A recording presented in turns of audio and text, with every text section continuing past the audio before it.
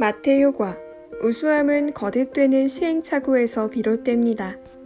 부자는 더욱 부자가 되고 가난한 자는 더욱 가난해지는 현상, 즉 부익부 빈익빈을 일컬어 마태효과라고 합니다. 강할수록 강해지고 약할수록 약해지는 현상.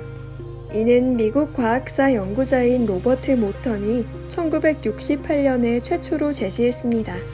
당시 모턴은 과학사의 기묘한 현상, 즉 명성이 자자한 과학자일수록 더 높은 성과와 명성을 얻기 쉽다는 것을 설명하기 위해서였습니다. 후에 사람들은 이를 이용하여 각 분야에서 양극 분화, 강자가 더 많은 파이를 먹는 현상을 설명했습니다. 마태효과는 성경, 신요, 마태복음 중에 오화를 전하고 있습니다.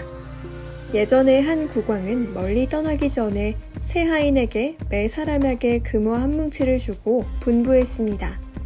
이 돈으로 장사를 하고 내가 돌아올 때 다시 국왕을 만나러 오라고 했습니다.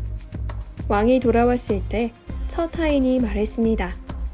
주인님, 저에게 금화 한 뭉치를 건네주셔서 제가 10뭉치를 벌었습니다. 그리하여 국왕은 그에게 10개의 성읍을 장려하였습니다. 두 번째 하인은 주인님, 저에게 금화 한 뭉치를 건네주셔서 제가 5뭉치를 벌었습니다. 라고 보고하여 국왕은 그에게 5개 성읍을 장려하였습니다. 세 번째 하인은 주인님, 저에게 준 그 금화를 잘 보관해두고 잃어버릴까봐 꺼내지도 않았습니다. 라고 하였습니다. 그리하여 국왕은 세 번째 하인이 무능하다고 생각하고 보관하고 있던 그 금화를 첫 번째 하인에게 상으로 주었습니다. 많이 가지고 있는 사람에게 더 주는 것입니다. 이것이 바로 마태효과의 유래입니다. 모든 개인, 집단 또는 지역은 일단 어느 한 방면, 예를 들면 금전, 명예, 지위 등에서 성공과 진보를 가져오면 더욱 많은 성공과 진보의 기회를 얻게 됩니다. 마태효과는 선두주자에게 강점이 쌓이면서 기회가 더 많아지고 약자는 기회에서 더 멀어진다고 해도 과언이 아닙니다. 영국에는 성공은 성공의 어머니입니다. 라는 말이 있습니다. 우리는 평소 실패는 성공의 어머니 라는 말을 자주 듣지만 성공은 성공의 어머니 라는 말은 거의 듣지 못합니다. 아마 사람들은 역경 속에서만 링컨, 에디슨과 같은 위인이 탄생할 수 있고 어릴 때부터 천부적인 재능을 가진 젊고 유망한 사람은 언제나 어려운 환경 속에서 그것을 딛고 성장했다고 착각하기도 합니다. 그러나 사실상 이는 일종의 편차입니다. 우리는 흔히 역경 속에서 성공한 사람들의 이야기를 들을 수 있는데요.